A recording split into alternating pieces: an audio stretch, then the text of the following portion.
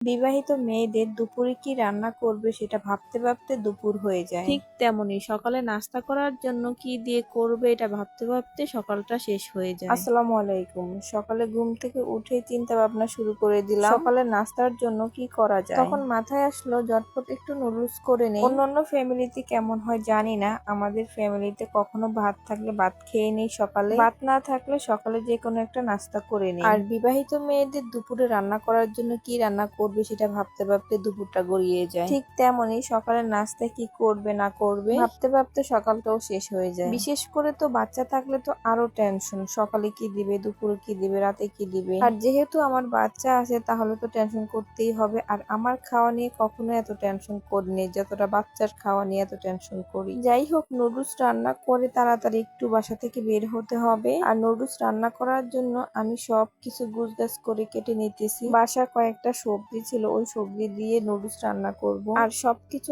আগে সিদ্ধ করে তারপর নুডলসটা ভাজি করলে আমার কাছে এই নুডলসটা খেতে খুব ভালো লাগে। সবকিছু একসাথে দিয়ে রান্না করাটা আমার কাছে মোটেও ভালো লাগে না। নুডলসটা তখনই মজা হয় যখনই সব মশলা নুডলসের সাথে সমানভাবে মিশে যায়। নুডলস রান্না করার পর আমি আমার জায়ের ছেলে খেতে বসলাম। নুডলস সবসময় আমার হাত দিয়ে খেতে ভালো লাগে, তো আমি যখন একটু ভিডিও করতেছিলাম তখন আমার জায়ের ছেলে বলে, কাকি আমার নুডলস গুলো একটু ভিডিও করো। সকালের নাস্তা খেয়ে আমি আর আমার ছেলে রওনা দিলাম একটু বাহিরে যাব টুকটাক কেনাকাটার জন্য। বাহিরে যাওয়ার কথা শুনলে আমার ছেলে অনেক খুশি হয়ে যায়। মা আর ছেলে টুকটুক পায়ে রাস্তা দিয়ে হেঁটে যাচ্ছে আর তখনই সামনে দেখি চীনা হাঁসগুলো। আর চীনা হাঁস দেখলে আমার খুব ভালো লাগে, কিভাবে হেলে দুলে হেঁটে যাচ্ছে। আর আশেপাশে কিরকম পানি উঠে ভরে গেছে। আমার শ্বশুর বাড়ির পাশেই হলো খাল। বাড়ি থেকে আমার শ্বশুর আমাদের সাথে এসেছে এবং আমাদেরকে গাড়িতে উঠিয়ে দিয়েছে। আমার শ্বশুর বাড়ির পথে এই ছোট্ট নদীটা আমার খুব ভালো লাগে, ইচ্ছে করে এই নদী দিয়ে একটু নৌকায় পার হই। এইদিকে আমার ছেলে গাড়িতে বসে একটু ঘুম ঘুম ভাব। গাড়ি থেকে নেমে আমি আগে এই দোকানে চলে আসলাম। এই দোকানে কয়েকদিন আগে আমি 2টা ট্রাইপড অর্ডার দিছি, আজকে নিতে আসলাম। আর ভাইয়া আমাকে দেখিয়ে দিতেছে এটা কিভাবে সেট করতে হয়। কিন্তু দোকান থেকে দেখে আসলাম এটা কিভাবে সেট করতে হয়, কিন্তু বাসায় এসে পুরোটাই ভুলে গেছি। অনেক কষ্টে তারপর সেট করেছি। আর একটা দোকান থেকে বাবুর জন্য টুকটাক সবকিছু কেনাকাটা করে দিছি। আর আমাকে জিজ্ঞাসা করতেছে আমি কি খাবো, আর আমি বাহিরে গেলে আইসক্রিম অথবা মিষ্টি দই খাই। আর আমি যেহেতু দুপুর টাইমে গিয়েছিলাম তখনই বাবুর বাবা আমার একটা রেস্টুরেন্টে নিয়ে তেহেরি খাওয়ালো। আরো অনেক কিছুই কেনাকাটা করলাম, তো ওসবের ফুটেজ দেওয়া হয়নি। এরপর আমরা বাড়ির জন্য রওনা দিলাম। আর আমার ছেলে যাওয়ার সময় ঘুমায় নাই, কিন্তু বাড়ি ফেরার সময় একদমই ঘুমিয়ে গেছে। বাড়ির দরজায় এসে আমি আমার যাকে ফোন দিয়েছি বাড়ির দরজায় আসার জন্য, কারণ বাবুকে নিয়ে আর যা কেনাকাটা করলাম ওগুলা নিয়ে বাড়িতে যাওয়া সম্ভব না। বাসায় এসে আগে